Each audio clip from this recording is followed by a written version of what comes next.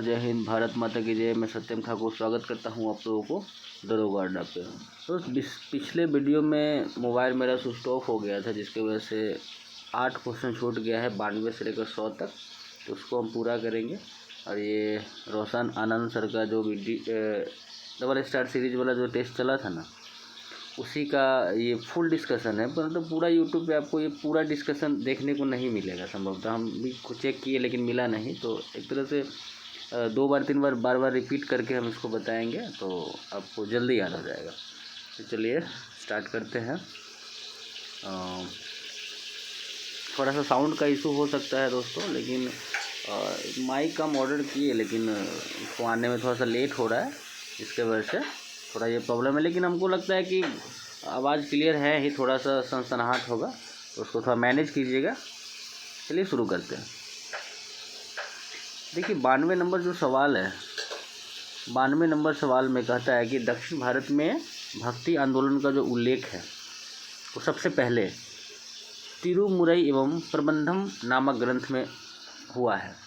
दक्षिण भारत में भक्ति आंदोलन का जो उल्लेख है सबसे पहले तिरुमुरई और प्रबंधम दो ग्रंथ है उसमें मिला है। ठीक है।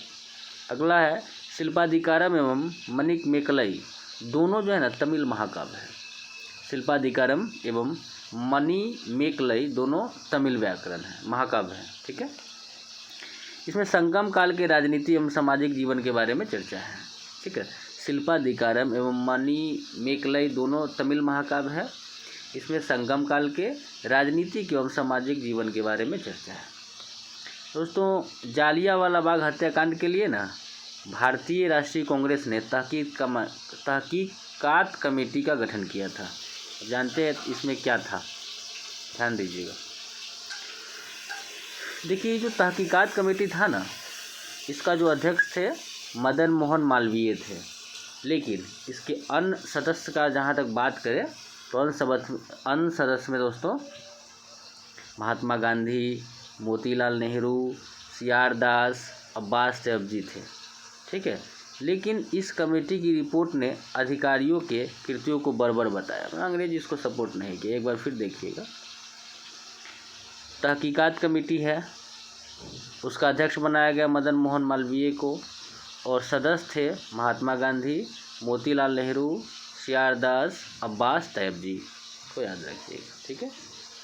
देखिए इसी को जालियांवाला बाग के लिए जो है हंटर कमेटी अंग्रेज से बैठाया था 1919 में ही। ठीक है। उसमें क्या था देखिए, अंग्रेज सरकार द्वारा जालियांवाला बाग हत्याकांड की जांच के लिए हंटर आयोग लाया गया, जिसका अध्यक्ष था हंटर जो है वही था, लॉर्ड हंटर था। ठीक है। तो इसको समझे। देखिए हंटर कमेटी में कुल 8 सदस्य था, जिसमें 3 को भारतीय था। तीनों भारतीय कौन था? सर चीमन लाल सितलवार, साहबजादा सुल्तान अहमद और जगत नारायण। इसको ध्यान दीजिएगा। तो फिर से हम करते हैं। हंटर कमेटी में देखिए एक इसमें कुल 8 सदस्य था ना हंटर कमेटी में, तो इसमें 3 जो है ना वो भारतीय था, सर चीमन लाल सितलवार, साहबजादा सुल्तान अहमद और जगत नारायण। ठीक है। चलिए अब आगे। उधम सिंह ने 1940 में लंदन में जाकर माइकल ओ डायर को गोली मारा था। उधम सिंह ने 1940 में लंदन में जाकर माइकल ओ डायर को गोली मारे थे। चलिए आगे है सैडलर आयोग कब होता है? तो सैडलर आयोग दोस्तों 1917 में हुआ था। इसके 2 भारतीय सदस्य थे, डॉक्टर आशुतोष मुखर्जी और डॉक्टर जियाउद्दीन अहमद। ठीक है। सैडलर आयोग 1917 में हुआ था। 2 भारतीय सदस्य थे, डॉक्टर आशुतोष मुखर्जी और डॉक्टर जियाउद्दीन अहमद। समझे। चलिए 1937 में महात्मा गांधी हरिजन पत्रिका में, देखिए 1937 में जो महात्मा गांधी थे उन्होंने अपनी पत्रिका हरिजन पत्रिका में वर्धा योजना प्रकाशित किया। ठीक है। इसको याद रखिएगा। चलिए और भी क्रांतिकारी गतिविधियाँ क्या क्या है अंग्रेज के विरुद्ध हुआ था वो जानेंगे। देखिए क्रांतिकारी गतिविधि का पहला चरण के बारे में जानते हैं। तिलक ने 1893 में गणपति उत्सव मनाया और 1895 में शिवाजी उत्सव मनाया था। ये भी एक जो है क्रांतिकारी गतिविधि का पहला चरण में माना जाता है कि तिलक 1893 में गणपति उत्सव मनाते हैं, 1893 में गणपति उत्सव और 1895 में शिवाजी उत्सव मनाया। ठीक है। व्यायाम मंडल की स्थापना दामोदर हरि चापेकर तथा बालकृष्ण हरि चापेकर ने 1896-97 में पूना में की थी। कहता है व्यायाम मंडल की स्थापना दामोदर हरि चापेकर तथा बालकृष्ण हरि चापेकर ने 1896-97 में पूना में किया था। ठीक है, इसको देखें तो व्यायाम मंडल की स्थापना कौन कौन किए थे। सबसे पहले तो ये हुआ था 1896-97 में दामोदर हरि चापेकर और बालकृष्ण हरि चापेकर ने किया था। अब है दोस्तों पूना में हीरक जयंती समारोह से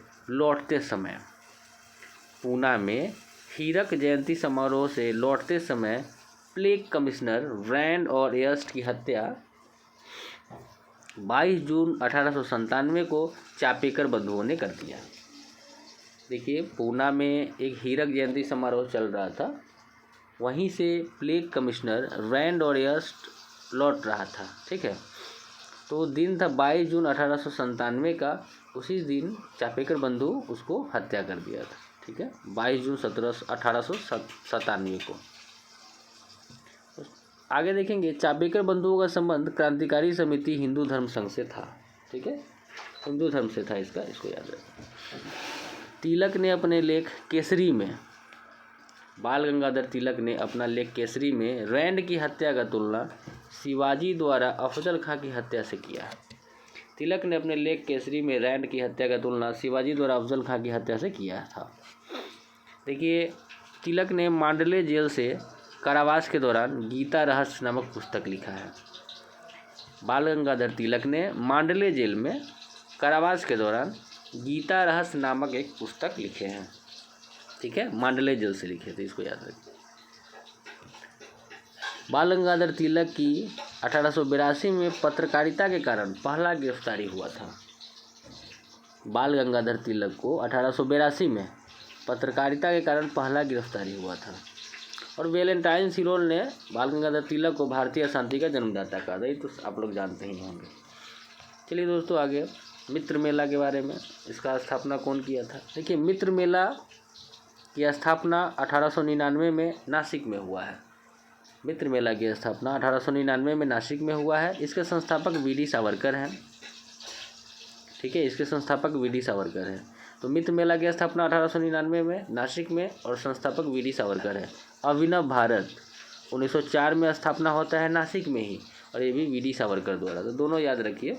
मित्र मेला तो 1899 में हुआ था नासिक में, और स्थापना किए थे वीडी सावरकर। उसी तरह अभिनव भारत की स्थापना भी वीडी सावरकर ही किए थे, लेकिन साल अलग था 1904 नासिक में।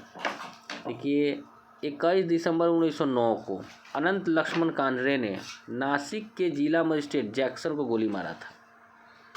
21 दिसंबर 1909 को अनंत लक्ष्मण कान्हरे ने, देखिए पहले डेट याद रखिए आप, 21 दिसंबर 1909 को अनंत लक्ष्मण कान्हरे ने नासिक के जिला जो मजिस्ट्रेट था जैक्सन, उसी को गोली मारे थे, इसको याद रखिएगा। देखिए अनुशीलन समिति की स्थापना कलकत्ता में 1907 में हुआ। कौन किया? वारिंद्र घोष तथा भूपेंद्र दत्त ने किया था, इसको याद रखिए, एक बार हम फिर बताएंगे। देखिए अनुशीलन समिति की स्थापना कलकत्ता में हुआ 1907 में, ये तो क्लियर हो गया। अनुशीलन समिति की स्थापना कलकत्ता 1907 में, और किया कौन था स्थापना? वरिंद्र घोष तथा भूपेंद्र दत्त ने किया था। ठीक है, देखिए वरिंद्र घोष की पुस्तक का नाम भवानी मंदिर तथा वर्तमान रणनीति था। वरिंद्र घोष की दो किताब था, एक का नाम था भवानी मंदिर और दूसरा वर्तमान रणनीति। क्लियर। देखिए अब युगांतर पत्रिका का प्रथम संपादक, जो युगांतर पत्रिका है ना, उसका पहला संपादक भूपेंद्र नाथ दत्त थे। ठीक है, युगांतर पत्रिका का पहला संपादक भूपेंद्र नाथ दत्त थे, इसको याद रखिएगा। वरिंद्र नाथ घोष के बारे में एक दो शब्द और है। वरिंद्र घोष 1907 में क्रांतिकारी गतिविधि के विकास के लिए मन्नी कत्तला पार्टी बनाई, इम्पोर्टेंट है थोड़ा। वारिंद्र घोष ने 1907 में 1907 में क्रांतिकारी गतिविधि के विकास के लिए मनिकतला पार्टी बनाई। वारिंद्र घोष ने 1907 में क्रांतिकारी गतिविधि के विकास के लिए मनिकतला पार्टी बनाई। ठीक है। 30 अप्रैल 1908 को किंग्स फोर्ट पर खुदीराम बोस तथा प्रफुल्ल चाकी बम फेंके थे। तो डेट सिर्फ आप याद रखिए इसको कि किंग्स फोर्ट पर बम जो हुआ था, बम कांड, मुजफ्फरपुर बम कांड इसको बोलते हैं। 30 अप्रैल 1908। खुदीराम बोस सबसे कम उम्र में 15 वर्ष में फांसी पाने वाले क्रांतिकारी थे, ये तो आप जानते हैं। चलिए अगला क्वेश्चन, अगला है दोस्तों, अगला है 11 दिसंबर 1908 को अनुशीलन समिति को गैर कानूनी घोषित कर दिया गया। 11 दिसंबर, डेटवा याद रखिए, 11 दिसंबर 1908 को अनुशीलन समिति को गैर कानूनी अंग्रेज कर दिया था।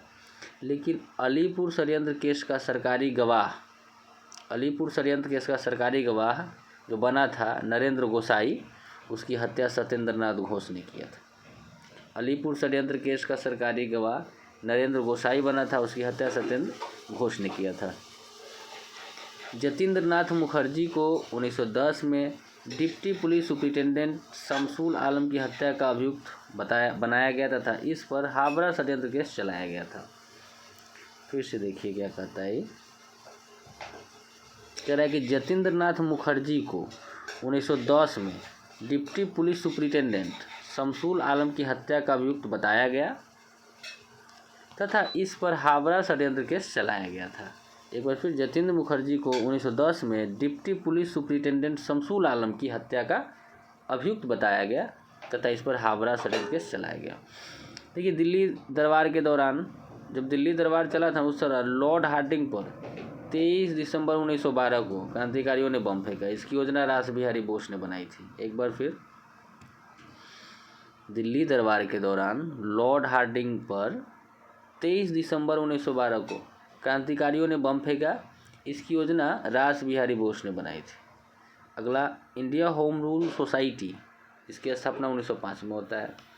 इंडिया होम रूल सोसाइटी की स्थापना 1905 को, इसकी स्थापना इंडिया होम रूल सोसाइटी की स्थापना श्यामजी कृष्ण वर्मा करता है लंदन में जाकर, तो याद रखिएगा। तो इंडिया होम रूल सोसाइटी की स्थापना 1905 में श्यामजी कृष्ण वर्मा करते हैं, कहाँ जाकर? लंदन में जाकर। देखिए, कर्जन वाइली की हत्या 1 जुलाई 1909 को मदन लाल धिंगरा ने किया। कर्जन वाइली की हत्या 1 जुलाई 1909 को मदन लाल धिंगरा ने किया। आगे देखेंगे, कहते हैं भारत में पाश्चात्य शिक्षा का विकास से संबंधित कुछ इंपॉर्टेंट फैक्ट है। जैसे एशियाटिक सोसाइटी स्थापना 1784 में, एशियाटिक सोसाइटी की स्थापना 1784, एशियाटिक सोसाइटी की स्थापना 1784 में। देखिए, ये जो हुआ ना, विलियम जोन्स के द्वारा बंगाल में स्थापना किया गया था, शिक्षा से संबंधित है। एशियाटिक सोसाइटी 1784 में स्थापना हुआ, लेकिन कौन किया? विलियम जोन्स बंगाल में इसकी स्थापना करता है। हितोपदेश तथा भागवत गीता का अनुवाद, पहले तो देखिए, हितोपदेश और भागवत गीता है, संस्कृत में न था लिखल, लेकिन इसको अंग्रेजी में अनुवाद विल्किंसन करवाता है। ठीक है, हितोपदेश तथा भगवत गीता का अंग्रेजी में अनुवाद जो है विल्किंसन करवाता है। अच्छा, अब देखिए, अभिज्ञान शकुंतलम और गीत गोविंद, इसको भी अंग्रेजी में अनुवाद विल्किंसन नहीं, विलियम जोन्स करवाता है। अभिज्ञान शकुंतलम और गीत गोविंद का अंग्रेजी में अनुवाद विलियम जोन्स करवाते हैं, इसको याद रखिएगा। चलिए, अगला क्वेश्चन है दोस्तों, 1781 में वॉरेन हेस्टिंग्स ने कलकत्ता में कलकत्ता मदरसा की स्थापना किया था। 1781 में, डेट याद रखेंगे, 1781 में वॉरेन हेस्टिंग्स ने कलकत्ता में कलकत्ता मदरसा की स्थापना किया था। भारत का पहला इंजीनियरिंग कॉलेज 1847 में उत्तर पश्चिम प्रांत के गवर्नर जेम्स टॉमसन ने स्थापित किया, जिसका नाम रुड़की इंजीनियरिंग कॉलेज है। इसको एक बार फिर देखिए क्या कहता है। भारत का पहला इंजीनियरिंग कॉलेज 1847 में उत्तर पश्चिम प्रांत के गवर्नर जेम्स टॉमसन ने स्थापित किया था। ये हो गया भारत का पहला इंजीनियरिंग कॉलेज की स्थापना सबसे पहले तो 1847 में उत्तर पश्चिम प्रांत के गवर्नर जेम्स थॉमसन ने स्थापित किया, जिसका नाम वर्तमान में रुड़की इंजीनियरिंग कॉलेज है। उस समय भी रुड़की इंजीनियरिंग कॉलेज है। ठीक है, अब देखते हैं हंटर आयोग क्या है। हंटर कमीशन अलग था, ये हंटर आयोग है। तो हंटर कमीशन आया था जालियांवाला बाग के लिए, भूलिएगा नहीं। और ये जो आपका हंटर आयोग है ये आपका शिक्षा से संबंधित है, पाश्चात्य शिक्षा से संबंधित है, इसको ध्यान दें। देखिए हंटर आयोग आया है 1882 में, लेकिन हंटर कमीशन 1919 में। तो हंटर आयोग आया 1882 में। इस आयोग के 8 सदस्य भारतीय थे, इसमें भी 8। अच्छा, तो हंटर आयोग हुआ है 1882 में और इस आयोग के 8 सदस्य भारतीय थे जो प्राथमिक एवं माध्यमिक शिक्षा तक सीमित थे। अच्छा, मैडम भिकाजी कामा को भारतीय क्रांतिकारी की जननी कहते हैं। इन्होंने सबसे पहले भारत पर तिरंगा हरा, लाल व पीला दिया था। अच्छा, हरा, लाल और पीला दिया था कौन? मैडम भिकाजी कामा। चलिए 1907 में इन्होंने 1907 में स्टुटगार्ट जर्मनी में फहराया था पहला तिरंगा। ठीक है, ये तो याद ही होगा, लेकिन डेट याद रखिएगा 1907 में। और रंग कौन कौन था? हरा, लाल, पीला। डेट 1907 में स्टुटगार्ट पर फहराए थे। दोस्तों आगे चलते हैं, गदर पार्टी से संबंधित कुछ फैक्ट है। थोड़ा सा इसको बड़ा कर लेते हैं, थोड़ा इसको बड़ा कर देते हैं। हाँ अभी ठीक, थोड़ा। हाँ दोस्तों आगे है, गदर पार्टी से संबंधित है।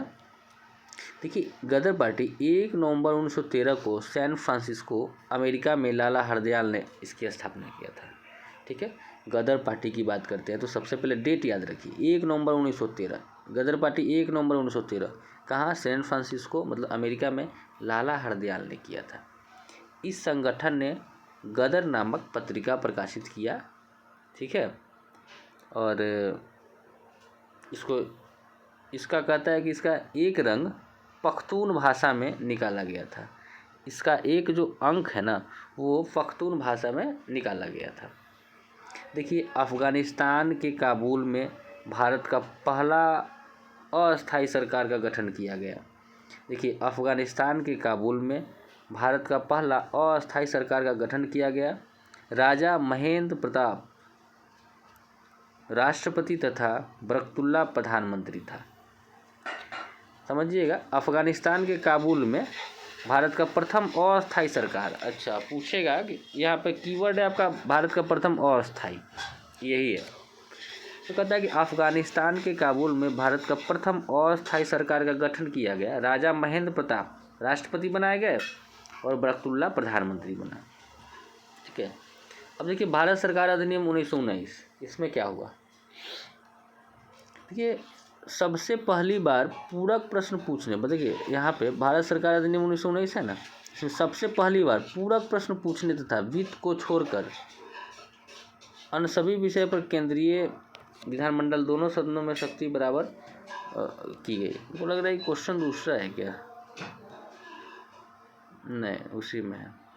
चलिए क्वेश्चन उसी में है, हाँ उसी का है, 93 का ही क्वेश्चन है, कोई बात नहीं। चलिए कह रहा है कि भारत सरकार अधिनियम 1919, तो कहता है कि इसमें पहली बार पूरक प्रश्न पूछने का अधिकार मिला। अब वित्त को छोड़कर अन्य सभी विषयों पर केंद्रीय विधानमंडल के दोनों सदनों पर बराबर शक्ति प्राप्त हो गई। प्रांतों में द्वैध शासन लागू किया गया भारत शासन अधिनियम 1919 के तहत। और द्वैध शासन का जन्मदाता किसको बोलते हैं? तो द्वैध शासन का जो जन्मदाता है दोस्तों लियोनिल कार्टिस है। लियोनिल कार्टिस है, भारत में द्वैध शासन का जन्मदाता लियोनिल कार्टिस है। अब आते हैं हम 94 नंबर क्वेश्चन पे। इसको देखिए क्या कह रहा है, थोड़ा इसको बड़ा कर देते हैं। चलिए 94 नंबर क्वेश्चन क्या कहता है तो देखेंगे। देखिए भारत में 17 मई 1498 को वास्को डी गामा ने कालीकट बंदरगाह पर पहुंचा। डेट याद रखिएगा, 17 मई 1498, यही इम्पोर्टेंट है। 17 मई 1498, 17 मई 1498 को 17 मई 1498 को वास्को डी गामा कालीकट पहुंचा, जहां हिंदू राजा जिसकी उपाधि जमोरिन था, ने उसका स्वागत किया। ठीक है, अब चलिए कौन कौन सा कंपनी, यूरोपीय कंपनी आया, किस वर्ष आया, उसको लगभग आपको याद होगा, लेकिन याद कर लेते हैं। देखिए, पुर्तगाली ईस्ट इंडिया कंपनी जो है ना, वो 1498 में आता है। पुर्तगाली ईस्ट इंडिया कंपनी 1498 में, पुर्तगाली ईस्ट इंडिया कंपनी 1498 में, अंग्रेजी ईस्ट इंडिया कंपनी 1600 में, अंग्रेजी ईस्ट इंडिया कंपनी 1600 में, अंग्रेजी ईस्ट इंडिया कंपनी 1600 में, डच ईस्ट इंडिया कंपनी 1602 में, डच ईस्ट इंडिया कंपनी 1602 में, डच ईस्ट इंडिया कंपनी 1602 में, लेकिन डेनिश ईस्ट इंडिया कंपनी 1616 में, डेनिश ईस्ट इंडिया कंपनी 1616 में, डेनिश ईस्ट इंडिया कंपनी 1616 में, और फ्रांसीसी जो कंपनी थी वो 1664 में आता है। फ्रांसीसी ईस्ट इंडिया कंपनी 1664 में, फ्रांसीसी 1664 में। तो ये आपको याद है। फिर देखिए, पुर्तगाली 1498 में आया, अंग्रेज 1600 में आया, डच आया 1602 में, डेनिश 1616 में, फ्रांसीसी 1664 में आया दोस्तों। चलिए, अब क्या है कि आया तो ठीक है, लेकिन फैक्ट्री कहाँ बैठाया सबसे पहले, किस वर्ष बैठाया? ठीक है, जब पुर्तगाली आया ना, सबसे पहले कंपनी कोचीन में बैठाया। पुर्तगाल वाला सबसे पहले कोचीन में 1503 में, पुर्तगाल कोचीन में 1503 में सबसे पहला फैक्ट्री, पुर्तगाल सबसे पहले कोचीन और 1503 में। डच आया तो मसूलीपट्टनम में 1605 में, डच आया मसूलीपट्टनम 1605। अंग्रेज जो है ना, वो भी मसूलीपट्टनम में आया 1611 में। तो डच मसूलीपट्टनम 1605, अंग्रेज मसूलीपट्टनम 1611।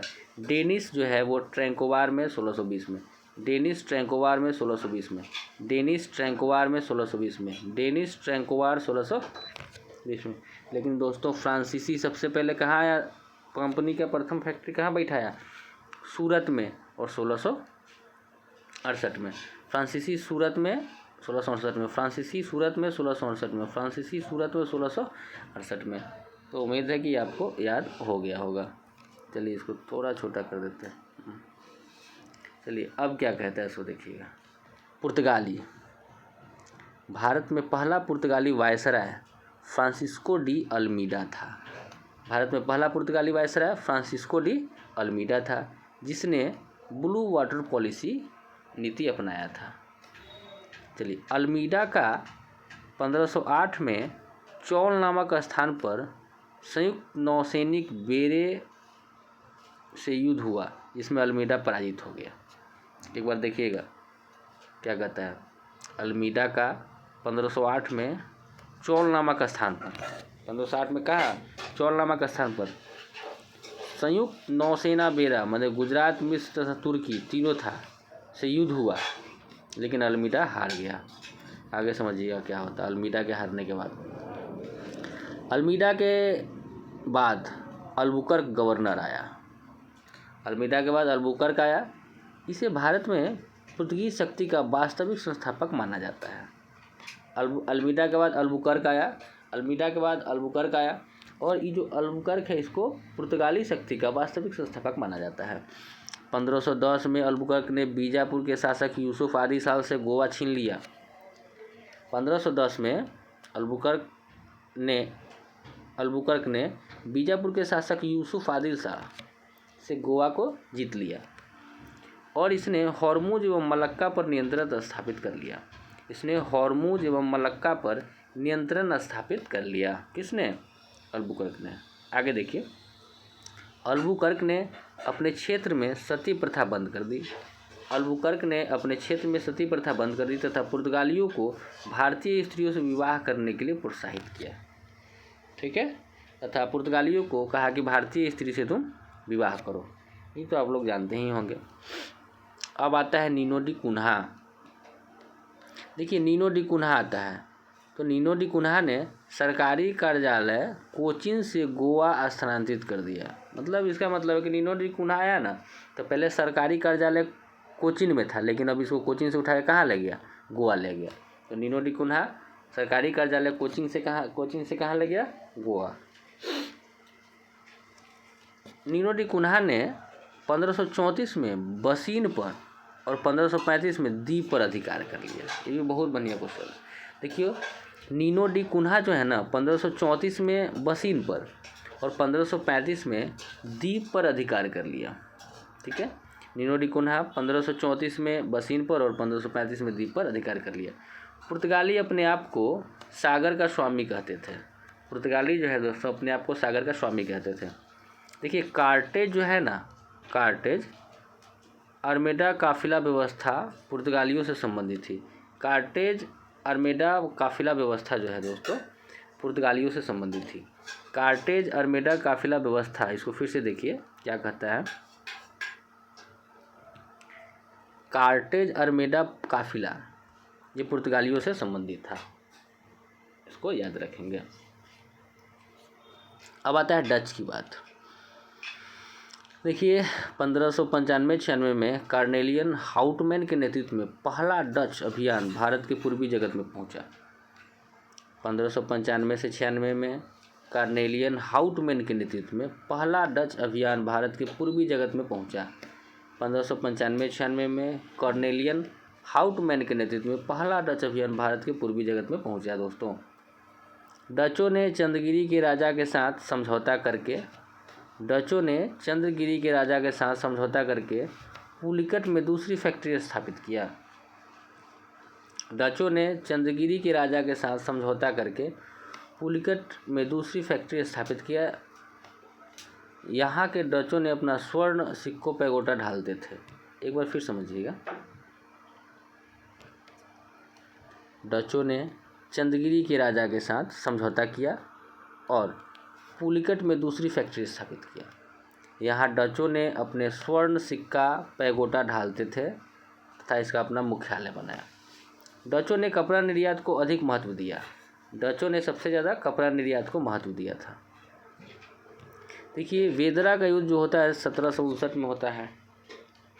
वेदरा का युद्ध 1759 में डचों तथा अंग्रेज़ों के बीच, ठीक है, जिसके बाद भारत में डच का अंतिम रूप से पतन हो गया। अच्छा, तो इसका मतलब कि वेदरा का युद्ध 1759 में हुआ ना, डच और अंग्रेज के बीच, उसके बाद डच जो है ना अंतिम रूप से पतन हो गया उसका। डचों की व्यापारिक व्यवस्था सहकारिता कार्टेल पर आधारित था। डचों की व्यापारिक व्यवस्था सहकारिता अर्थात कार्टेल पर आधारित था। डचों की व्यापारिक व्यवस्था सहकारिता का मतलब कार्टेल पर आधारित था। आइए अंग्रेज के बारे में। इंग्लैंड की महारानी एलिजाबेथ ने प्रथम, मतलब इंग्लैंड की महारानी एलिजाबेथ प्रथम ने 31 दिसंबर 1600 को पूर्वी देशों के साथ व्यापार के लिए 15 वर्षों का एकाधिकार प्रदान किया था। जेम्स प्रथम के राजदूत कैप्टन हॉकिंस मुगल दरबार में जहांगीर, उस समय वहाँ का था शासक, जाने वाला प्रथम अंग्रेज था। ठीक है, मुगल दरबार में प्रथम बार जाने वाला जो ये था अंग्रेज़ था, वो था कैप्टन हॉकिंस। आगे समझिए। कैप्टन हॉकिंस ने 1608 में हेक्टर नामक जहाज से सूरत बंदरगाह पर पहुंचा था। 1632 में गोलकुंडा के सुल्तान ने अंग्रेज़ों को सुनहरा फरमान दिया। डेट याद रखिएगा, 1632 में गोलकुंडा के सुल्तान ने अंग्रेज़ों को सुनहरा फरमान दिया था। 1632 में गोलकुंडा के सुल्तान ने अंग्रेज़ों को सुनहरा फरमान दिया। 1615 में टॉमस रो जहांगीर के दरबार में आया। 1615 में टॉमस रो जहांगीर के दरबार में आया तथा व्यापारिक छूट पाने में सफल रहा। देखिए 1615 में टॉमस रो जहांगीर के दरबार में आया तथा व्यापारिक छूट पाने में सफल रहा। चलिए आगे क्या कहता है। फ्रांसिस डी ने चंद्रगिरी के राजा से मद्रास पट्टे पर लिया। फ्रांसिस डी ने चंद्रगिरी के राजा से मद्रास पट्टे पर लिया तथा वहीं एक किलाबंदी कोठी का निर्माण करवाया जिसका नाम फोर्ट सेंट जॉर्ज पड़ा। समझिएगा फिर से, कहता है कि फ्रांसिस डी ने चंद्रगिरी के राजा से मद्रास पट्टे पर लिया तथा वहीं एक किलाबंद कोठी का निर्माण करवाया जिसका नाम फोर्ट सेंट जॉर्ज पड़ा। अब आइए डेनिस के बारे में। क्या कहता है डेनिस। तंजौर के ट्रैंकोवार में डेनिस कंपनी ने अपनी पहली फैक्ट्री 1620 में स्थापित किया। डेनिस तंजौर के ट्रैंकोवार में डेनिस कंपनी ने अपनी पहली फैक्ट्री 1620 में स्थापित किया। आइए फ्रांसीसी के बारे में। फ्रांसीसी कंपनी का निर्माण सरकार द्वारा हुआ था, मतलब फ्रांसीसी सरकार इसको भेजा था, ठीक है, टोटल उसका खर्चा वही देती थी। सारा खर्च का वहन सरकारें करती थी। ठीक है, ये फ्रांस का।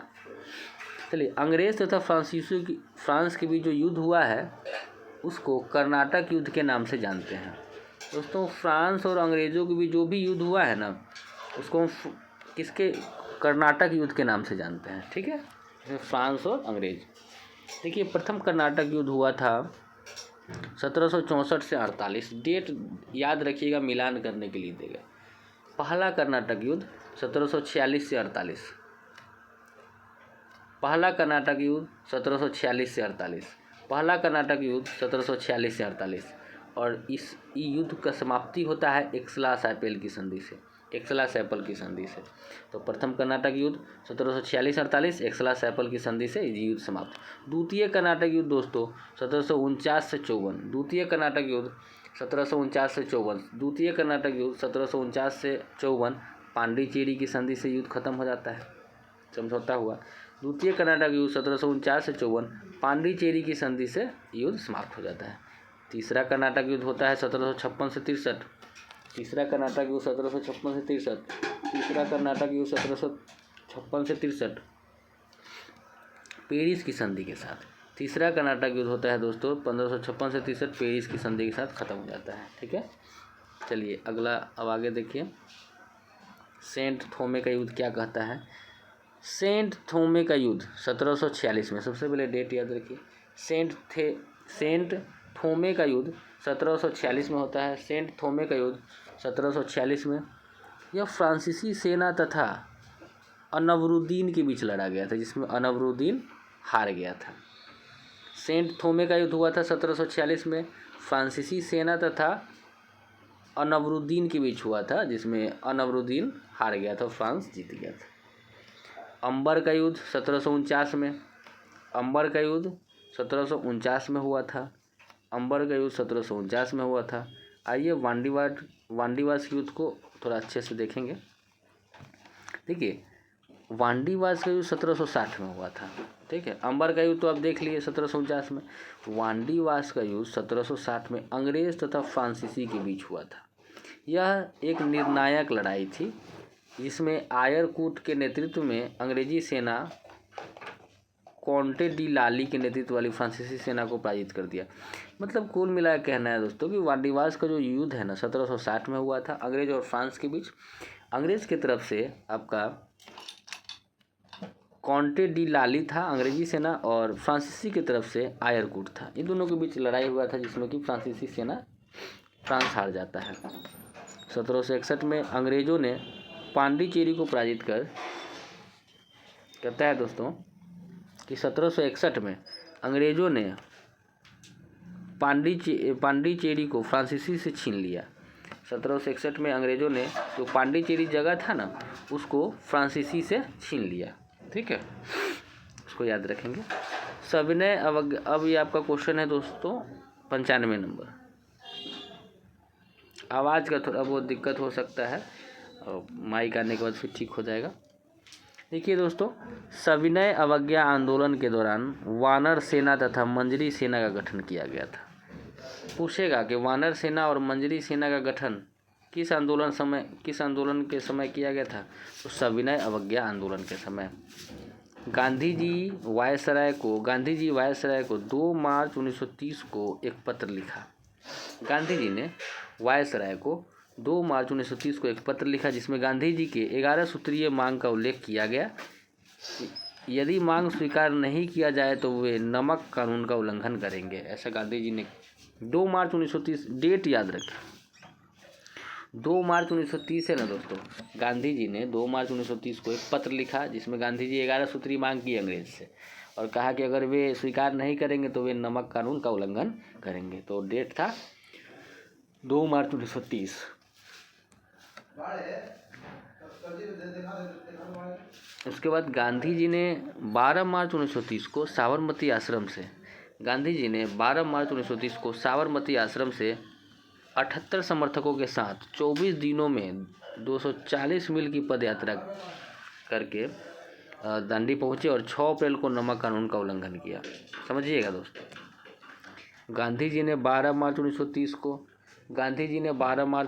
को साबरमती आश्रम से 78 समर्थकों के साथ 24 दिन में 240 मील 24 दिन में 240 मील 24 दिन में 240 मील पैदल यात्रा करके पहुंचे। 6 अप्रैल को नमक कानून का उल्लंघन किए।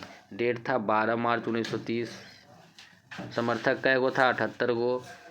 कितना दिन लगा? 24 दिन। कितना दूरी? 240 मील। और 6 अप्रैल को 6 अप्रैल 1930 को। ठीक है, इसको भी याद रखिएगा। चलिए, अब है स्वदेशी आंदोलन। स्वदेशी आंदोलन की शुरुआत 7 अगस्त 1905 को होता है। स्वदेशी आंदोलन की शुरुआत 7 अगस्त 1905 को। स्वदेशी आंदोलन की शुरुआत 7 अगस्त 1905 को। स्वदेशी आंदोलन 7 अगस्त 1905 को कलकत्ता टाउन हॉल में बैठक के दौरान हुआ था। कलकत्ता टाउन हॉल बैठक में स्वदेशी आंदोलन दोस्तों 7 अगस्त 1905 को हुआ था। ठीक है,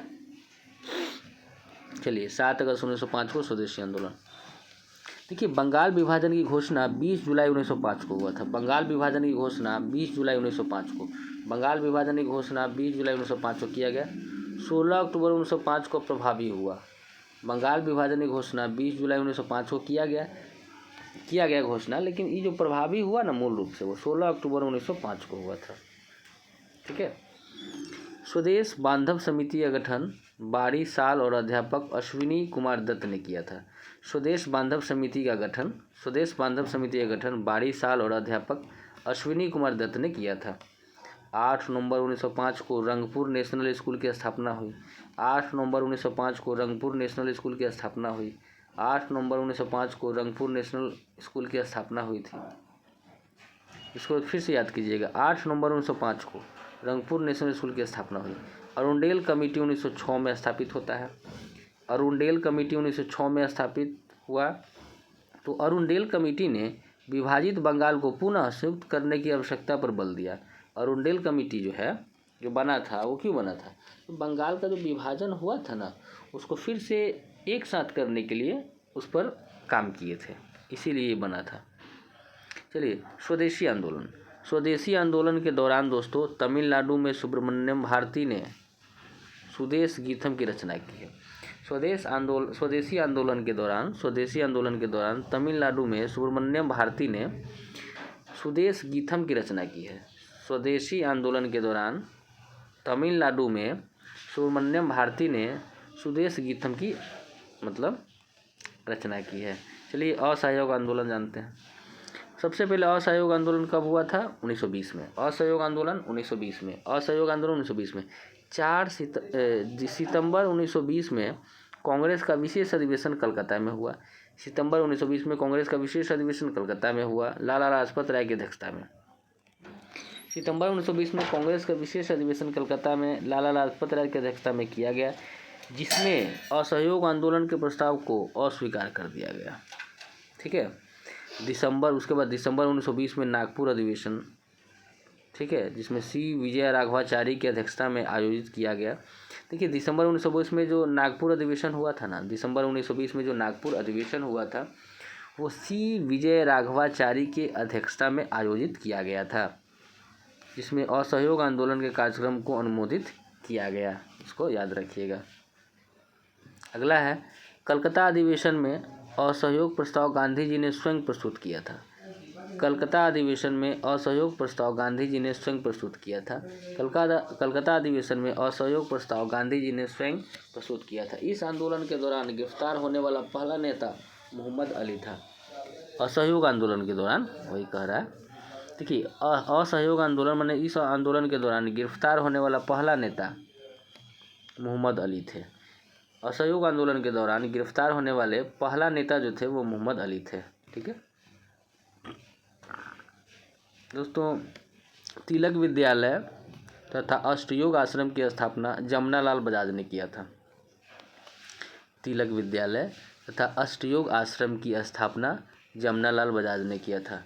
तिलक विद्यालय तथा अष्टयोग आश्रम की स्थापना जमनालाल बजाज ने किया था। तिलक विद्यालय तथा अष्टयोग आश्रम की स्थापना जमनालाल बजाज ने दोस्तों किया था। चलिए आगे क्या कहता है। गांधी जी ने केसर हिंद की उपाधि त्याग दिया। गांधी जी ने केसर हिंद, दोस्तों ये कौन सा नंबर का क्वेश्चन है, देखिए थोड़ा। नहीं, एकदम सीक्वेंस ही चल रहा है। चलिए ये आपका, हाँ ये 10 है तो ये 11, हाँ ठीक है, चलिए एकदम सही चल रहा है। तो कहता है गांधी जी ने केसर ए हिंद की उपाधि त्याग दिया था। ठीक है, जमनालाल बजाज ने राय बहादुर की उपाधि भी त्याग दिया। गांधी जी ने केसर ए हिंद की उपाधि त्याग दी और जमनालाल बजाज ने राय बहादुर की उपाधि त्याग दी। क्यों त्याग दिया? क्योंकि असहयोग आंदोलन जो है दोस्तों वो उसको अस्वीकार कर दिया गया था।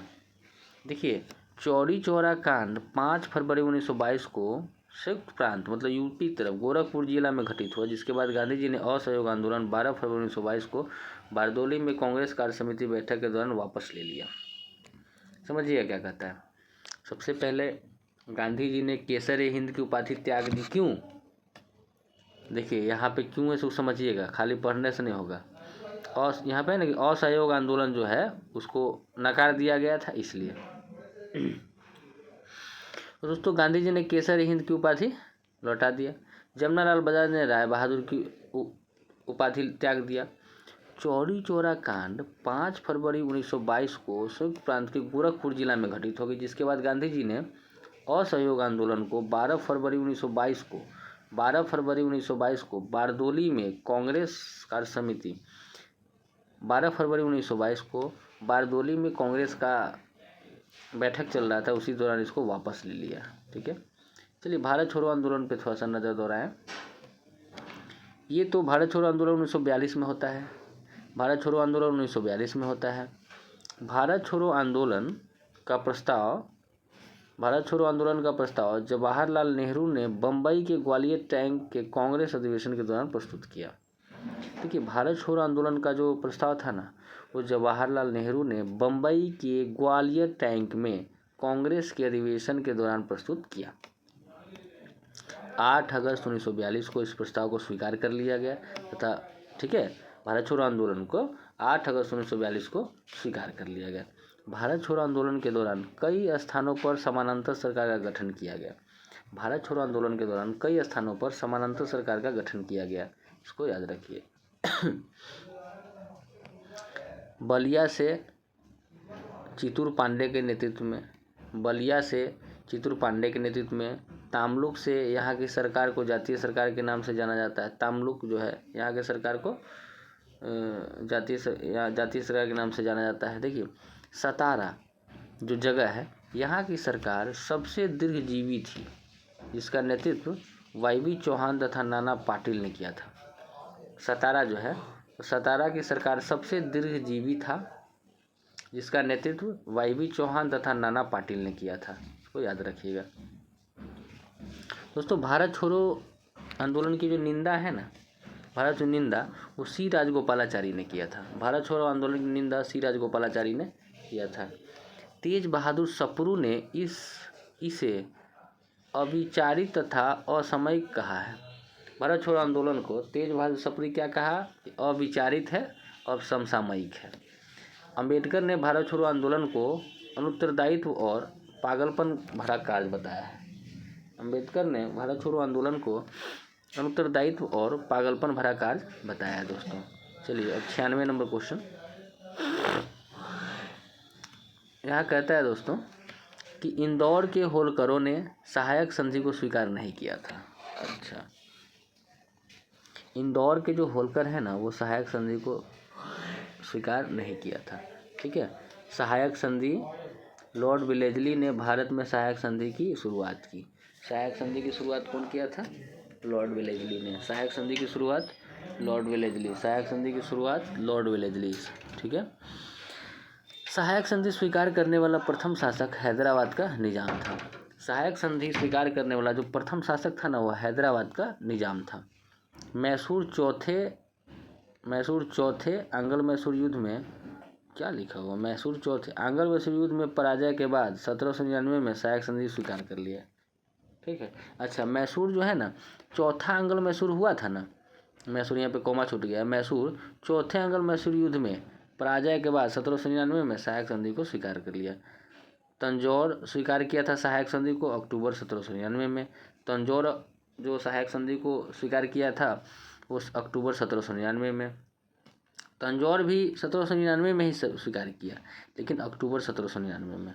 ठीक है, चलिए आगे बढ़ते हैं दोस्तों। अवध जो स्वीकार किया सहायक संधि को 1801 में। ठीक है, अवध जो है 1801 में स्वीकार किया, इसको याद रखिए। बरार एवं भोंसले दिसंबर 1803 में। बरार एवं भोंसले 1803 में, दिसंबर 1803 में। बरार एवं भोंसले दिसंबर 1803 में। सिंधिया दोस्तों 1804 में। सिंधिया 1804 में। सिंधिया 1804 में मैंने सहायक संधि स्वीकार किया। देखिए, डुप्ले प्रथम यूरोपीय था जिसने सहायक संधि का प्रयोग भारत में किया था। डुप्ले प्रथम यूरोपीय था जिसने सहायक संधि का प्रयोग भारत में किया। डुप्ले प्रथम यूरोपीय था जिसने सहायक संधि का प्रयोग भारत में किया। 97 नंबर क्वेश्चन है, देखिएगा ध्यान से। कुछ दोस्तों क्वेश्चन पे मत जाइए, खाली डिस्कशन देख लीजिएगा ना, तो इस टॉपिक से अगर आ गया तो क्वेश्चन छूटेगा नहीं। इतना शानदार रोशन सर का ये जो डबल स्टार सीरीज का है ना, मत पूछिए। देखिए, राजा राम मोहन राय को नव जागरण का अग्रदूत कहा गया है। राजा राम मोहन राय को नव जागरण का अग्रदूत, सुधार आंदोलन का प्रवर्तक, आधुनिक भारत का पिता एवं नव प्रभात का तारा माना जाता है राजा राम मोहन राय को। 20 अगस्त 1828 को ब्रह्म सभा की स्थापना की गई। डेट याद रखिए, 20 अगस्त 1828। 20 अगस्त 1828 को ब्रह्म समाज की स्थापना।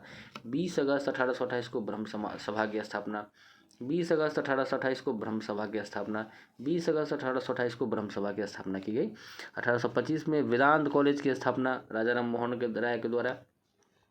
1825 में वेदांत कॉलेज की स्थापना। 1825 में वेदांत कॉलेज की स्थापना। 1825 में वेदांत कॉलेज की स्थापना। 1827 में जूरी एक्ट का विरोध किया गया। देखिएगा ये क्या कह रहा है जूरी एक्ट। 1827 में जूरी एक्ट का विरोध किया गया तथा 1821 में नेपल्स की क्रांति की विफलता का काफ़ी दुखी हुए। देखिए, 1827 में जूरी एक्ट का विरोध किया गया तथा 1821 में नेपल्स की क्रांति की विफलता पर काफ़ी दुखी हुए। ठीक है, आगे है 1817 में डेविड हेयर की सहयोग से कलकत्ता में हिंदू कॉलेज की स्थापना किया गया। 1817 में डेविड हेयर की सहयोग से कलकत्ता में हिंदू कॉलेज की स्थापना किया गया। 1817 में डेविड हेयर की सहयोग से कलकत्ता में हिंदू कॉलेज की स्थापना किया गया। 1820 में प्रिसेप्ट्स ऑफ जीसस लिखा गया। 1820 में प्रिसेप्ट्स ऑफ जीसस लिखा गया। इसको याद रखिएगा, 1820 में प्रिसेप्ट्स ऑफ जीसस लिखा गया। 1820 में प्रिसेप्ट्स ऑफ जीसस लिखा गया। 1820 में प्रिसेप्ट्स ऑफ जीसस लिखा गया। चलिए दोस्तों अगला, 1821 में संवाद कौमुदी। 1821 में संवाद कौमुदी तथा 1822 में मिरात उल अखबार प्रकाशित किए गए। अंग्रेजी भाषा में ब्राह्मणिकल मैगजीन का प्रकाशन भी राजा राम मोहन राय ने किया। देखिए, राजा राम मोहन राय ने 1821 में संवाद कौमुदी, राजा राम मोहन राय ने 1820 में प्रिसेप्ट्स ऑफ जीसस लिखा। 1820 में क्या लिखा? प्रिसेप्ट्स ऑफ जीसस को लिखा राजा राम मोहन राय। 1821 में संवाद कौमुदी लिखे। 1822 में मिरात उल अखबार लिखे राजा राम मोहन राय। ठीक है, अंग्रेजी भाषा में ब्राह्मणिकल मैगजीन का प्रकाशन भी राजा राम मोहन राय ने किया था। अकबर द्वितीय ने राजा राम मोहन राय को राजा की उपाधि दी थी। अकबर द्वितीय ने राजा राम मोहन राय को राजा की उपाधि दी थी, इसको आप याद रखिएगा। चलिए आगे क्या कहता है। आदि ब्रह्म समाज की स्थापना देवेंद्रनाथ टैगोर ने किया था। आदि ब्रह्म समाज की स्थापना देवेंद्रनाथ टैगोर ने। साधारण ब्रह्म समाज की स्थापना आनंद मोहन बोस एवं शिवनाथ शास्त्री ने की। देखिए, कहता है साधारण ब्रह्म समाज की स्थापना आनंद मोहन बोस तथा शिवनाथ शास्त्री ने। साधारण ब्रह्म समाज की स्थापना आनंद मोहन बोस और शिवनाथ शास्त्री ने की। अब आते हैं दोस्तों आर्य समाज पे। आर्य समाज क्या है? इसकी स्थापना दयानंद सरस्वती ने। देखिए नहीं, वो बात नहीं है। कहता है कि शुद्धि आंदोलन स्वामी दयानंद सरस्वती ने चलाया था। शुद्धि आंदोलन पूछेगा, शुद्धि आंदोलन कौन चलाया था? दयानंद सरस्वती ने चलाया था। दयानंद सरस्वती का बचपन का नाम मूल शंकर था। बचपन का नाम क्या था? मूल शंकर। बचपन का नाम मूल शंकर था। देन इन्होंने आगरा में पाखंड खंडनी पताका फहराया था। कौन? दयानंद सरस्वती। दयानंद सरस्वती ने आगरा में पाखंड खंडनी पताका फहराया था। 1875 में मुंबई में दयानंद सरस्वती ने आर्य समाज की स्थापना किए थे। 1875 में बम्बई में दयानंद सरस्वती ने आर्य समाज की स्थापना किए थे। 1875 में बम्बई में दयानंद सरस्वती ने आर्य समाज की स्थापना किए थे। दोस्तों उम्मीद कर रहे हैं कि आपको अच्छा लग रहा होगा और याद भी हो रहा होगा। ठीक है, तो लाइक और शेयर कर दीजिए, भेजिए, थोड़ा सा कमेंट कीजिए। देखिए क्या कहता है, इन्होंने वेदों की ओर लौटो का नारा दिया था। दयानंद सरस्वती ने कहा कि वेदों की ओर लौटो। दयानंद सरस्वती वेद भास तथा भाष्य भूमिका नामक पुस्तक लिखा है। दयानंद सरस्वती ने वेद भास तथा भाष्य भूमिका नामक पुस्तक लिखी है। दयानंद सरस्वती ने वेद भास तथा भाष्य भूमिका नामक पुस्तक लिखा है। देखिए दयानंद सरस्वती ने वेद भास कौन लिखा? दयानंद सरस्वती। भाष्य भूमिका कौन लिखा? दयानंद सरस्वती। ठीक है, और दयानंद सरस्वती ने 1882 में गोरक्षणी समिति बनाई है। दयानंद सरस्वती ने 1882 में गोरक्षणी समिति बनाई है। दयानंद सरस्वती 1882 में गोरक्षणी समिति बनाई है। कहता है 1874 में दयानंद सरस्वती ने 1874 में सत्यार्थ प्रकाश पुस्तक का प्रकाशन किया है। दयानंद सरस्वती ने 1874 में सत्यार्थ प्रकाश पुस्तक का प्रकाशित किया है। दयानंद सरस्वती ने 1874 में सत्यार्थ प्रकाश पुस्तक को प्रकाशित करने का काम किया है। चलिए दोस्तों, दयानंद सरस्वती ने हिंदी को राष्ट्रभाषा के रूप में स्वीकार करने की बात कही। दयानंद सरस्वती ने हिंदी भाषा को राष्ट्रभाषा के रूप में स्वीकार करने की बात कही है। और एक चीज़ बहुत इम्पोर्टेंट है कि आर्य समाज जो है दोस्तों वर्ण व्यवस्था का समर्थन किया था। आर्य समाज वो वर्ण व्यवस्था का समर्थन किया था। ठीक है, इसको याद रखिएगा दोस्तों। आगे देखिए क्या है, थोड़ा इसको छोटा कर दे। हाँ अभी ठीक। देखिए दोस्तों कहता है कि महत्वपूर्ण संगठन तथा स्थापना वर्ष और संस्थापक, ये बहुत इम्पोर्टेंट। सबसे पहले प्रार्थना समाज, इसकी स्थापना 1867 में मुंबई में हुआ है। प्रार्थना समाज की स्थापना 1867 मुंबई में आत्माराम पांडुरंग। प्रार्थना समाज की स्थापना 1867 में मुंबई में आत्माराम पांडुरंग। रामकृष्ण मिशन की स्थापना 1897 में स्वामी विवेकानंद। रामकृष्ण मिशन की स्थापना 1897 में स्वामी विवेकानंद। रामकृष्ण मिशन की स्थापना 1897 में Swami Vivekananda. Theosophical society 1875 New York में ब्लाडवस्की एवं कर्नल अलकॉट। थियोसॉफिकल सोसाइटी दोस्तों 1875 में न्यूयॉर्क में हुआ था। ब्लाडवस्की एवं कर्नल अलकॉट इसका संस्थापक है। तो थियोसॉफिकल सोसाइटी की स्थापना 1875 में ब्लाडवस्की एवं कर्नल अलकॉट ने किया था। धर्म सभा की स्थापना 1830 बंगाल में हुआ है। धर्म सभा की स्थापना 1830 में राधाकांत देव ने। धर्म सभा की स्थापना 1830 में राधाकांत देव ने। धर्म सभा की स्थापना 1830 में राधाकांत देव ने। राधा स्वामी आंदोलन की स्थापना 1861 में हुआ है दोस्तों, शिव दयाल साहब। राधा स्वामी आंदोलन की स्थापना 1861 में शिव दयाल साहब। राधा स्वामी आंदोलन की स्थापना 1861 में शिव दयाल साहब। राधा स्वामी आंदोलन की स्थापना 1861 में शिव दयाल साहब। लेकिन धर्म सभा की स्थापना 1830 राधाकांत देव। धर्म समाज की स्थापना 1830 राधाकांत देव। चलिए आगे क्या कहता है। देव समाज की स्थापना 1887 में हुआ था, शिव नारायण अग्निहोत्री। देव समाज की स्थापना 1887 में शिव नारायण अग्निहोत्री। देव समाज की स्थापना जो हुआ है दोस्तों 1887 में शिव नारायण अग्निहोत्री। लगता है पांचवा छूट गया। राधा स्वामी आंदोलन हुआ था दोस्तों 1861 में, शिव दयाल साहब संस्थापक। राधा स्वामी आंदोलन स्थापित हुआ था 1861 में और स्थापना की थे शिव दयाल साहब ने। और देव समाज तो देख ही लिया 1887 में Shiv Narayan Agnihotri. Social service league की स्थापना 1911 में Narayan Malhar Joshi. Social service league की स्थापना 1911 में Narayan Malhar Joshi. Social service league की स्थापना 1911 में नारायण मल्हार जोशी। सेवा समिति 1914 में इलाहाबाद में हुआ था, हृदयनाथ कुंजरू। सेवा समिति की स्थापना 1914 में हृदयनाथ कुंजरू। सेवा समिति की स्थापना 1914 में हृदयनाथ कुंजरू। सेवा समिति की स्थापना 1914 में हृदयनाथ कुंजरू। चलिए दोस्तों सेवा सदन की बात करते हैं। सेवा सदन की स्थापना 1985 में BM मालाबारी। सेवा सदन की स्थापना 1985 में BM मालाबारी। सेवा सदन की स्थापना 1985 में BM मालाबारी। शारदा सदन 1889 को पंडित रमाबाई। शारदा सदन 1889 को पंडित रमाबाई। शारदा सदन 1889 को पंडित रमाबाई। वंदे समाज नहीं, वेद समाज है सर, हाँ, वेद समाज की स्थापना 1864 मद्रास में श्रीधरालू नायडू। वेद समाज की स्थापना 1864 में श्रीधरालू नायडू। वेद समाज की स्थापना 1864 में श्रीधरालू नायडू। सत्शोधक समाज 1873 में Jyotiba Phule.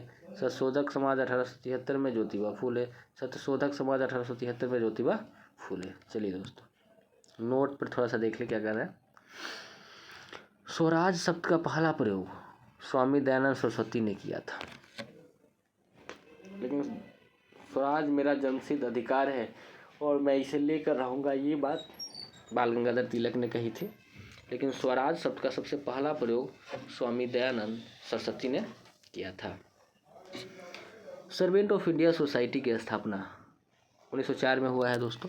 Servant of India society की स्थापना 1904 में गोपाल कृष्ण गोखले ने किया है। सर्वेंट ऑफ इंडिया सोसाइटी की स्थापना 1904 में गोपाल कृष्ण गोखले ने किया। हितवाद पत्रिका का प्रकाशन गोपाल कृष्ण गोखले ने किया है। हितवाद पत्रिका का प्रकाशन गोपाल कृष्ण गोखले ने। हितवाद पत्रिका का प्रकाशन गोपाल कृष्ण गोखले ने किया है। देखिए, स्वामी विवेकानंद के बचपन का नाम नरेंद्र दत्त था। चलिए, अगला नंबर है 98 नंबर क्वेश्चन, ध्यान दीजिएगा। नवजीवन नामक पत्रिका महात्मा गांधी ने जो है प्रकाशन किया था। नवजीवन किसने प्रकाशन किया था? महात्मा गांधी ने। नवजीवन महात्मा गांधी ने प्रकाशन किया था। देखिए, महात्मा गांधी की प्रमुख पत्रिका है दी यंग इंडिया। महात्मा गांधी लिखे हैं अंग्रेजी भाषा में। देखिए, आजकल भाषा पूछ दे रहा है कि कौन सा जो बुक है वो किस भाषा में, तो कहता है दी यंग इंडिया अंग्रेजी भाषा में महात्मा गांधी लिखे हैं। दी यंग इंडिया अंग्रेजी भाषा में महात्मा गांधी लिखे हैं। हरिजन, ये भी अंग्रेजी भाषा में महात्मा गांधी लिखे हैं। हरिजन अंग्रेजी भाषा की है और महात्मा गांधी लिखते हैं। हरिजन बंधु गुजराती भाषा में लिखे हैं महात्मा गांधी। हरिजन बंधु गुजराती भाषा में महात्मा गांधी, ठीक है। हरिजन सेवक, इसी में कन्फ्यूजन करेगा। हरिजन सेवक ये हिंदी में लिखे हैं। एक बार फिर से देखिए, हरिजन अंग्रेजी भाषा में महात्मा गांधी लिखे, हरिजन बंधु गुजराती भाषा में लिखे हैं महात्मा गांधी, और हरिजन सेवक दोस्तों हिंदी भाषा में किताब लिखे हैं और महात्मा गांधी जी लिखे हैं।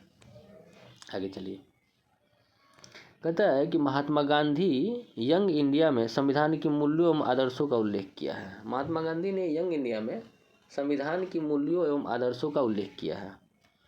1904 में फिनिक्स आश्रम की स्थापना गांधी जी ने किया है। डेट याद रखिएगा, 1904 में फिनिक्स आश्रम की स्थापना 1904 में गांधी जी किए हैं। फिनिक्स आश्रम की स्थापना 1904 में गांधी जी किए हैं। 1894 में नटाल इंडियन कांग्रेस की स्थापना दक्षिण अफ्रीका में महात्मा गांधी की है। ये भी एकदम याद रखिए। देखिए, 1904 में तो फिनिक्स आश्रम की स्थापना गांधी जी किए ना, उसका बाद 1894 में दोस्तों नटाल इंडिया कांग्रेस, 1894 में नटाल इंडियन कांग्रेस की स्थापना दक्षिण अफ्रीका में महात्मा गांधी किए हैं।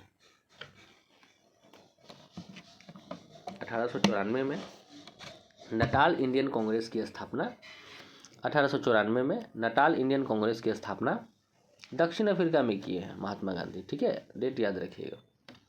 अपने मित्र, अच्छा इसको आगे करते रुकिए, क्या कुछ लिखा है, ये शायद है अपने मित्र गांधी जी के मित्र, अच्छा टॉलस्टॉय फॉर्म। चलिए, टॉलस्टॉय फॉर्म के बारे में कह रहा है कि गांधी जी अपने मित्र कालेनबाग के सहयोग से गांधी जी ने टॉलस्टॉय आश्रम की स्थापना किया है, ठीक है। टॉलस्टॉय फॉर्म की स्थापना किया था। आप उनका मित्र का नाम याद रखिएगा। अपने मित्र कालेनबाग के सहयोग से गांधी जी ने टॉलस्टॉय फॉर्म की स्थापना किए हैं, इसको ध्यान रखेंगे। दक्षिण अफ्रीका में इंडियन ओपिनियन, देखिए दक्षिण अफ्रीका में इंडियन ओपिनियन नामक पत्रिका इन्होंने निकाला है, ठीक है, गांधी जी ने निकाला है। तो वही कह रहा है कि दक्षिण अफ्रीका में इंडियन ओपिनियन नामक पत्रिका, इंडियन ओपिनियन पत्रिका गांधी जी ने कहाँ निकाला था? दक्षिण अफ्रीका में। अब देखिए, महत्वपूर्ण पत्रिका और उसके संपादक हैं, जो कि आपको देखने को यहाँ पे मिलेगा। इसको याद भी करना है। चलिए इसको याद करते हैं। देखिए, कामरेड तथा हमदर्द, ये कौन लिखा है? मौलाना मोहम्मद अली। कॉमरेड तथा हमदर्द, कॉमरेड तथा हमदर्द, मौलाना मोहम्मद अली। कॉमरेड तथा हमदर्द, मौलाना मोहम्मद अली। हो गया।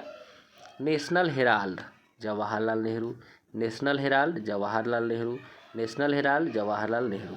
चलिए, Hindustan Times, K M Panikkar लिखे हैं। Hindustan Times, K M Panikkar. Hindustan time, K M Panikkar. Hindustan time, K M Panikkar लिखे हैं। Men in India, Surjit Chandra Sinha. Men in India दोस्तों ध्यान से, मैन इन इंडिया लिखा है सुरजीत चंद्र सिन्हा।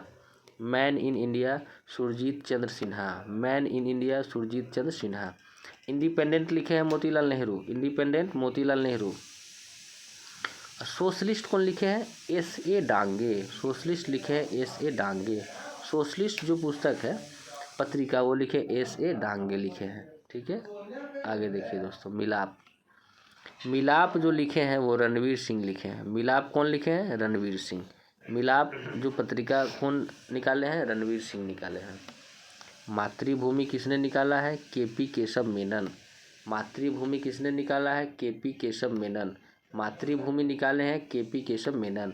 प्रताप प्रताप जो पत्रिका है वो गणेश शंकर विद्यार्थी निकाले हैं।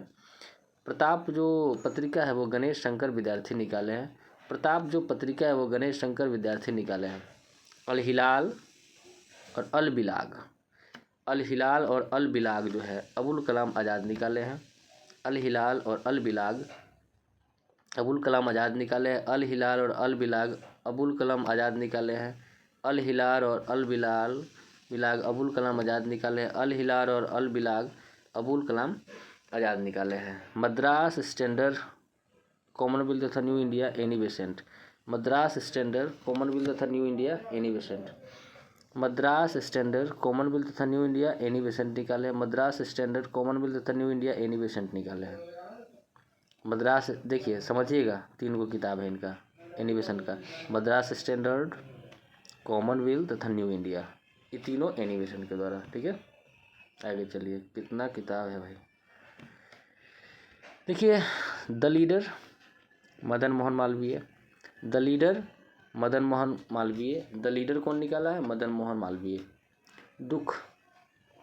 दुख Nivaran Sukhbir Singh. Dukh Nivaran Sukhbir Singh. Dukh Nivaran Sukhbir Singh. Hindustan Standard Sachchidananda Sinha. Hindustan Standard Sachchidananda Sinha. Hindustan Standard Sachchidananda Sinha. The Tribune Sardayal Singh Majithia. The Tribune Sardayal Singh Majithia. The Tribune Sardar Dayal Singh Majithia. The Hindu Veer Raghavachari. The Hindu Veer Raghavachari. The Hindu Veer Raghavachari. Kesari तथा मराठा बाल गंगाधर तिलक। केसरी तथा मराठा बाल गंगाधर तिलक। केसरी तथा मराठा बाल गंगाधर तिलक। आगे देखिए दोस्तों, बंगवासी जोगिंदर बोस। बंगवासी जोगिंदर बोस। बंगवासी जोगिंदर बोस। इंडिया दादा भाई नौरोजी। इंडिया दादा भाई नौरोजी निकाले हैं। इंडिया दादा भाई नौरोजी निकाले हैं। इंडिया दादा भाई नौरोजी। पायनियर रविंसन। पायनियर रविंसन। पायनियर निकाले दोस्तों रविंसन।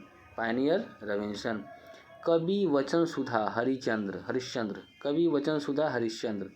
कवि वचन सुधा हरिश्चंद्र। कवि वचन सुधा हरिश्चंद्र। बंगाली सुरेंद्रनाथ बनर्जी। बंगाली सुरेंद्रनाथ बनर्जी। बंगाली सुरेंद्रनाथ बनर्जी। दिग्दर्शन मार्समैन। दिग्दर्शन मार्समैन। दिग्दर्शन मार्समैन। देखिए, उदंड मार्तंड जुगल किशोर। उदंड मार्तंड जुगल किशोर। उदंड मार्तंड जुगल किशोर। उदंड मार्तंड जुगल किशोर। उदंड मार्तंड जुगल किशोर। अब आइए दोस्तों, 99 नंबर क्वेश्चन है।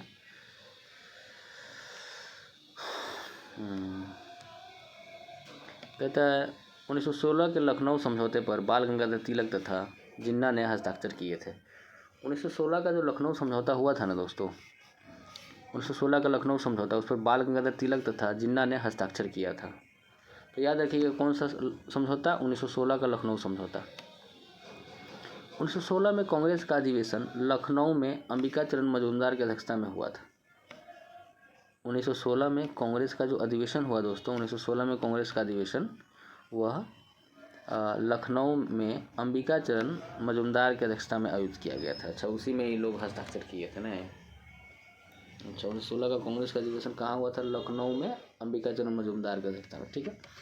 तिलक एवं एनी बेसेंट के प्रयास से कांग्रेस एवं मुस्लिम लीग के बीच समझौता हुआ। तिलक और एनी बेसेंट के सहयोग से जो है उन लोगों का जो है बीच समझौता हुआ, मुस्लिम लीग और कांग्रेस के बीच। ठीक है, चलिए आगे बढ़ते हैं।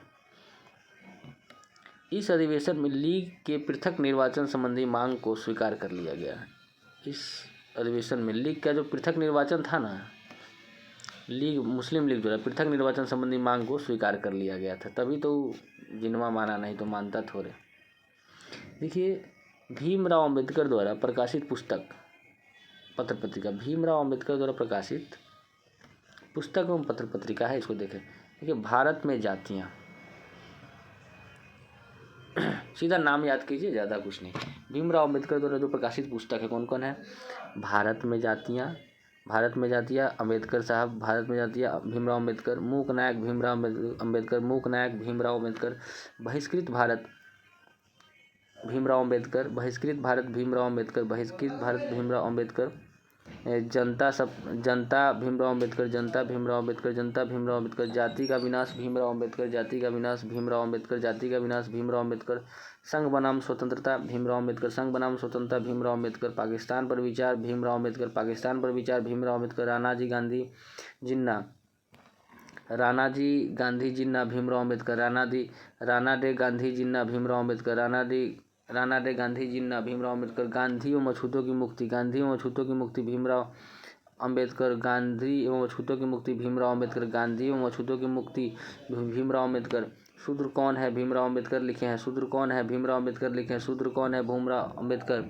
मनु एवं शूद्र भीमराव अंबेडकर, मनु एवं शूद्र भीमराव अंबेडकर, मनु एवं शूद्र भीमराव अंबेडकर, मनु एवं शूद्र भीमराव अंबेडकर। दोस्तों, महाराष्ट्र एक भाषाई प्रांत के रूप में, ये भी किताब उनका अथी का नाम है, रचना है, महाराष्ट्र एक भाषाई प्रांत के रूप में भीमराव अंबेडकर, महाराष्ट्र एक भाषाई प्रांत के रूप में भीमराव अंबेडकर, महाराष्ट्र एक भाषाई प्रांत के रूप में, ये भी महाराष्ट्र एक भाषाई प्रांत के रूप में, ये भी लिखे भीमराव अंबेडकर ही। तिलक ने लखनऊ अधिवेशन में ही नारा दिया था। तिलक ने लखनऊ अधिवेशन में नारा दिया था कि स्वराज मेरा जन्मसिद्ध अधिकार है, मैं उसे लेकर रहूँगा। बाल गंगाधर तिलक ने लखनऊ अधिवेशन में ही नारा दिया था कि स्वराज मेरा जन्मसिद्ध अधिकार है और मैं उसे लेकर ही रहूँगा। ठीक है दोस्तों, चलिए, जो है ना पहला से बहुत बड़ा इसमें जो है ना डिस्कशन इतना बड़ा है दोस्तों कि हम क्या ही बोले, मूर्छित हो जाइएगा, पूरा एगो सेट पढ़ लीजिएगा तो एक दिन में। देखिए, लखनऊ अधिवेशन में गरम दल तथा नरम दल एक हो गए थे। लखनऊ अधिवेशन में गरम दल नरम दल एक हो गए, जो 1907 के सूरत अधिवेशन के दौरान अलग हुए थे। ठीक है, 1907 के लखनऊ अधिवेशन में गरम दल नरम दल एक हो गए, जो 1907 के सूरत अधिवेशन के दौरान अलग हुए थे। 1916 के लखनऊ अधिवेशन में हुए, 1916 में जो लखनऊ अधिवेशन हुआ था, समझौता का विरोध मदन मोहन मालवीय ने किया था। क्या नहीं करेंगे भाई, जिनवा को उसको पृथक अथी मिल गया था अलग पाकिस्तान बनाने का, काहे नहीं विरोध करेगा। ये तो नेहरू जी है, क्या ही बोले नेहरू को। चलिए, 1916 में लखनऊ अधिवेशन में हुए लखनऊ समझौता का विरोध मदन मोहन मालवीय ने किया था। अगला देखिए, इलाहाबाद की प्रथम संधि 12 अगस्त 1765 को हुआ था। इसको याद रखिएगा, बक्सर का युद्ध हुआ था ना, उसके बाद तो प्रथम संधि 12 अगस्त 1765 को रॉबर्ट क्लाइव तथा शाह आलम द्वितीय के बीच हुआ था। रॉबर्ट क्लाइव तथा शाह आलम द्वितीय के बीच में हुआ था। इलाहाबाद की प्रथम संधि 12 अगस्त 1765 को रॉबर्ट क्लाइव तथा शाह आलम द्वितीय के बीच हुआ था। इस संधि के तहत बंगाल, बिहार, उड़ीसा की दीवानी अधिकार कंपनी को दे दी गई। इस संधि के तहत बंगाल, बिहार और उड़ीसा की दीवानी अधिकार कंपनी को दे दी गई। इस कंपनी को तहत जो है दोस्तों, कोई गाना बजा रहा है, रुकिए।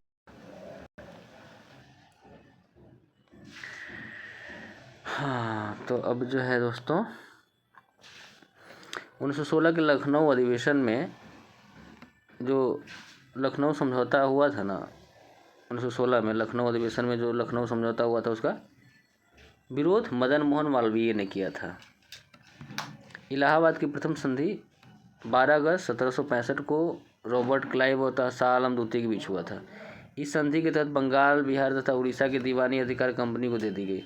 इलाहाबाद का द्वितीय संधि 16 अगस्त 1765 को अवध तथा नवाजुद्दीन सिराजुद्दौला तथा रॉबर्ट क्लाइव के बीच हुआ था।